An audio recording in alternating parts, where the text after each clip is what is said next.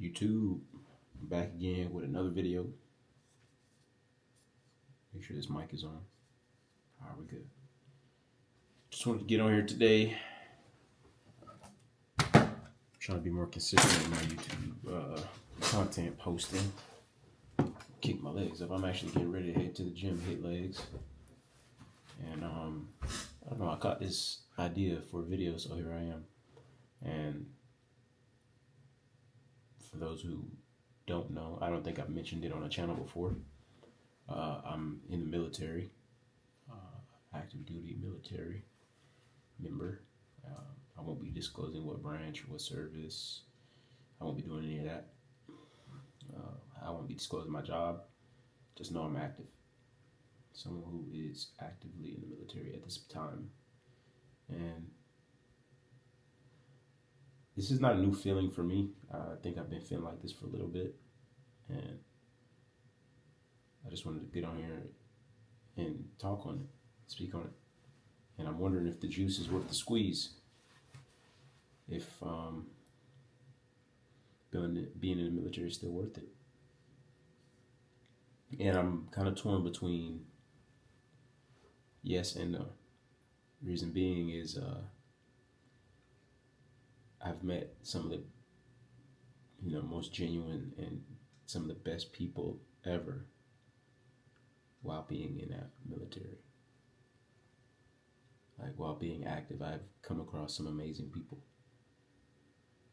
And I'm grateful to be able to call them my friends. And without them, life would be terrible. Life would suck. I've had many unique experiences while being in the military. I've got to do things that some people dream of doing. And I'm grateful for that. The camaraderie that comes with being in the military, I'm grateful for that. The structure it provides for you to, if you're a disciplined person, for you to better your life and to attain goals that would be damn near impossible if you weren't in the military, because of the structure that it provides. The reinforcement and discipline that it provides is huge. And I feel as if any young man who is unsure of what way to go and does not have a plan, look into it. I highly recommend looking into joining the military. Reason being is because they will help you to formulate a plan. And there's many different pathways for you to take if you want to get to a certain goal. And there's people who have taken these pathways who can help mentor you and guide you. And that's an amazing caveat to being active duty. But there are processes in the way, and there are certain plagues in the military right now that are making it not worth it because of the strain they place on your mental health.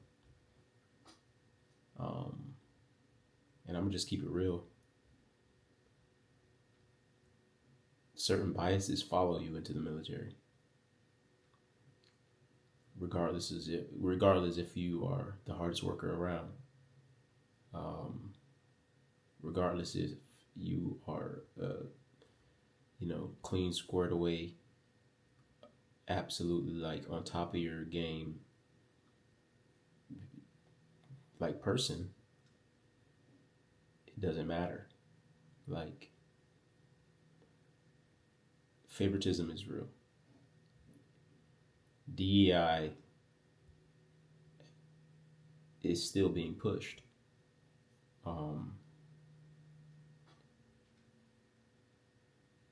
And they are enabling nonsense, like pure nonsense. And it's being pushed and enabled. It's very scarce to come across critical thinkers.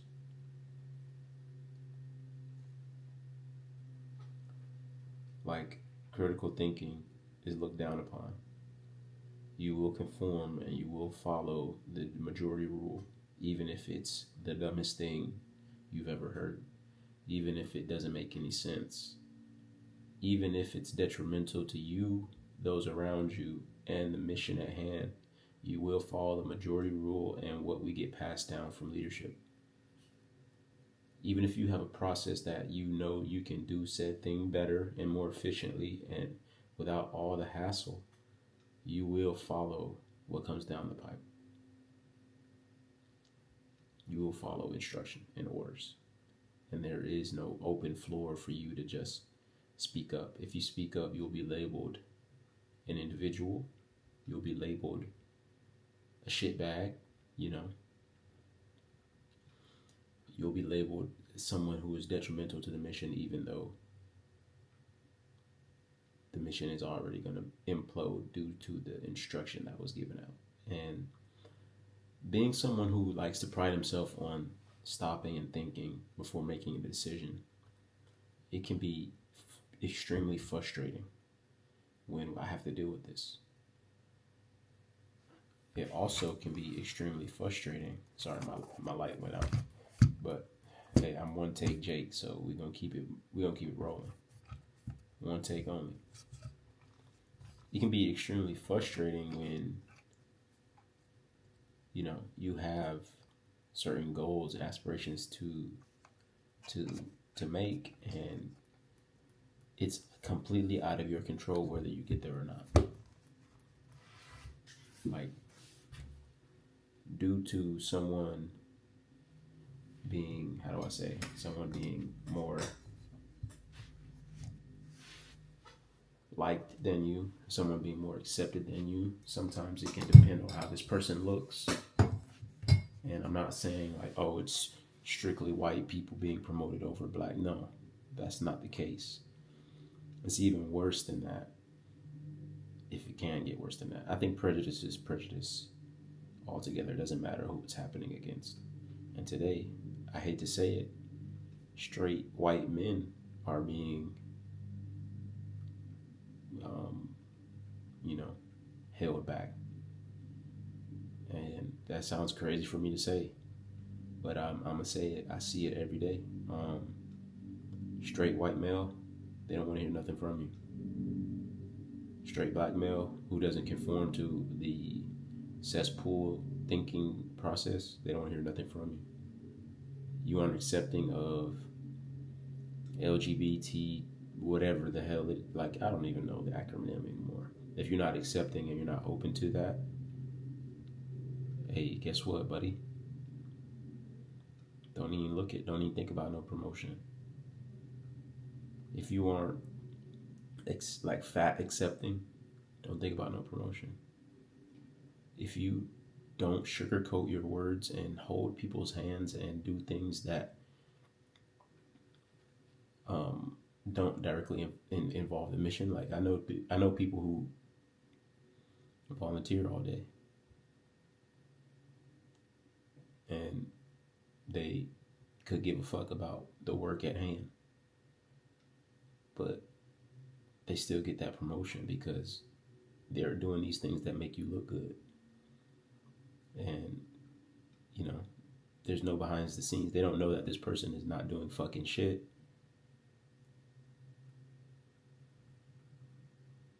They just see him or her, majority of the time it's her, volunteering, doing this, doing that, everything but their job, and they're getting promoted. And these people are selected to lead. I personally feel like leaders are naturally selected. Like, if you leave a group of people unsupervised and uncontrolled, a natural leader will form without any external stimuli. Like, the natural leader will quite literally naturally step up and take charge. And if that natural leader has been chosen by the people, they'll follow without any pushback, and things will get done.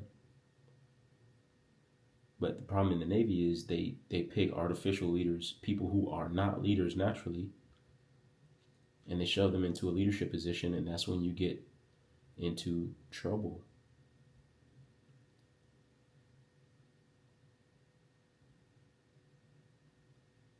That's when you get into trouble. That's when you start running into I don't accept this leader. I personally feel like you can't force people to accept an unnatural leader. Like, let's keep it a buck. A overweight, an overweight young person taking antidepressant medication, who eats junk food all day and scrolls on Instagram and Twitter and Snapchat and all the other fucking social media networks. This comprises the entirety of their daily activity outside of doing the work. If you take this person and you try to plug them into a natural leadership position, even though they are the complete opposite of a leader, you will receive pushback and the mission will not be completed, not without any hiccups. And in today's military, this is what they're doing.